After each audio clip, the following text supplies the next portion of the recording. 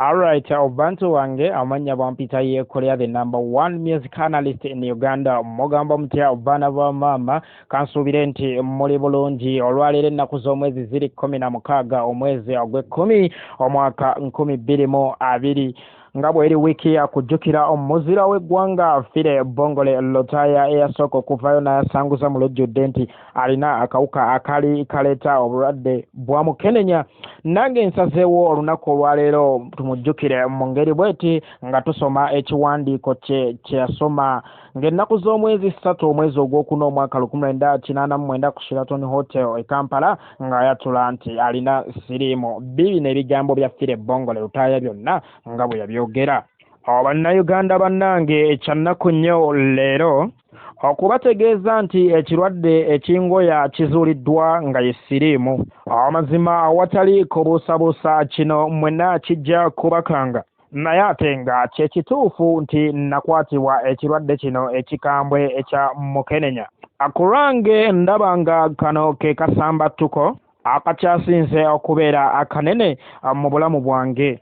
Naye nvudde mu kikangabwa era nakizudde nti wadde biri bityo ate yo ensi erina okweyongerayo. Obuvunaanyizibwa bwange nga munnayuganda okubuulira abantu n'okubawa ekifaananyi ekituufu ku byantuukako. Kale nga tufunye okumanyisibwa okwo nsuubira nti tusobola okutaasa abo abatannalwala ekirwadde kino kinnamutta nga tubalambululira. Nze akaseera akatono kensigazza ku nsi njagala waakiri nkole ekintu mu kuyambako bannayuganda bannange abalwanyisa obulwadde buno nga mbuulira abantu.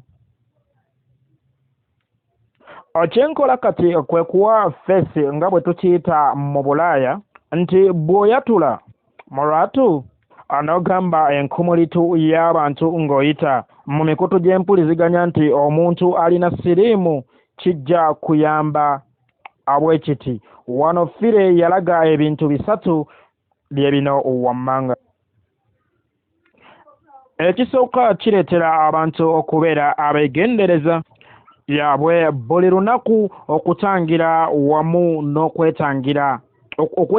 awamu n'okutangira abalala. Awo nno twewale okusaasanya obulwadde buno. Point ey'okubiri fire yagamba nti okuwa obuvumu n'essuubi eri abo abaakosebwa obulwadde nga banafuye wamu n'abo abaaboolebwa ab'eŋŋanda zaabwe n'emikwano gyabwe kasita baazuulibwamu obulwadde buno. N'ekirala mu kiseera kino eggwanga lyaffe likyali tto erikyalwana okwezimba.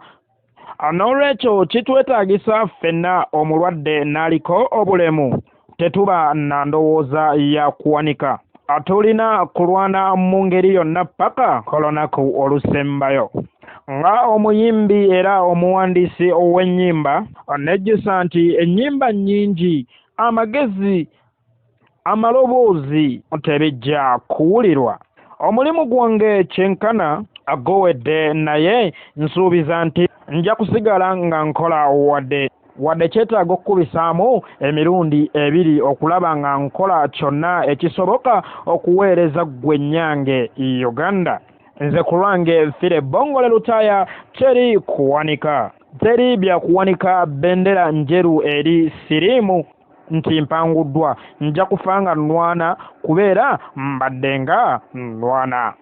Okumala emyaka 2 muwulirizza, muwabudde, musiimye era muzinidde ku nnyimba zange.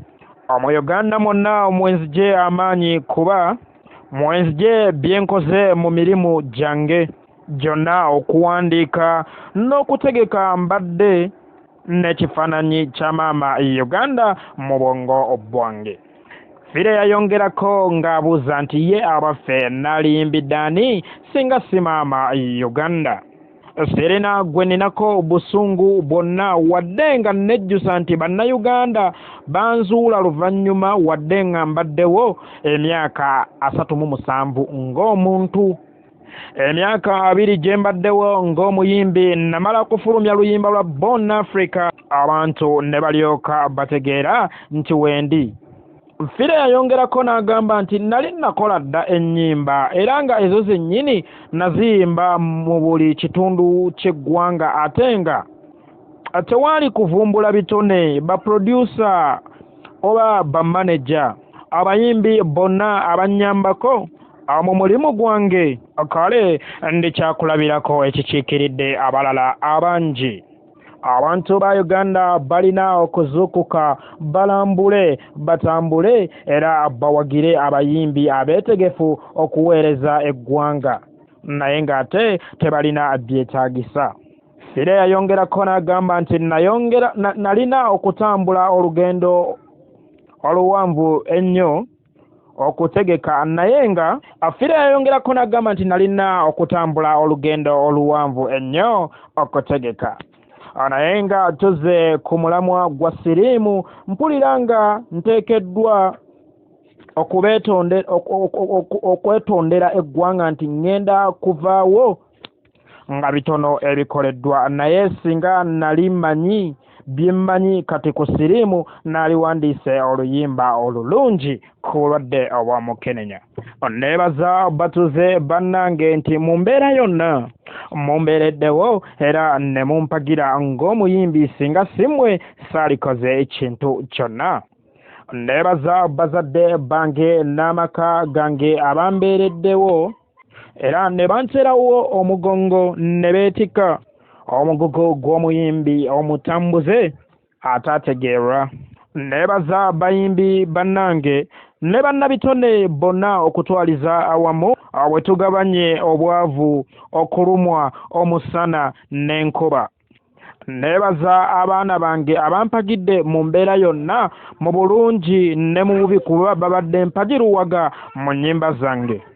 Ekisembayo era ekisinga mu byonna neebaza Katonda eyatuwa ekirabo ky'obulamu kuba ye yatuwa byonna era erinnya lye ligulumizibwe litenderezebwe emirembe n'emirembe. Amiina. Ekyo kyekiwandiiko Fire Bongole Lutaaya kye yasoma ng'alangirira bw'alina akawuka ka Mukenenya ng'ennaku z'omwezi 3 omwezi ogwokuna omwaka 1989.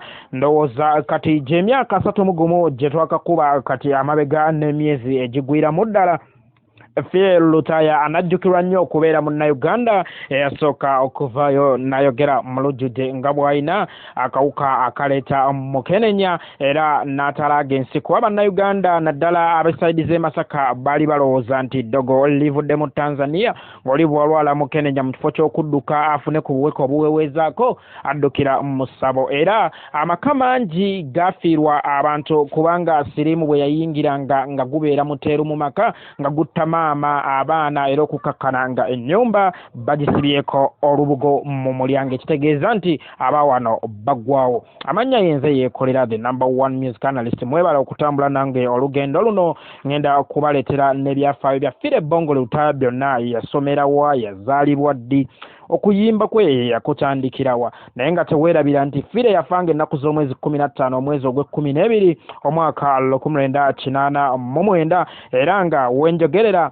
wabulayo emyezi 2 gyokka bwegiti aweze emyaka 31 bukyayabulira bulamu bwa nseena. Amanya bampita yeekolera the number one music analyst tusinkane.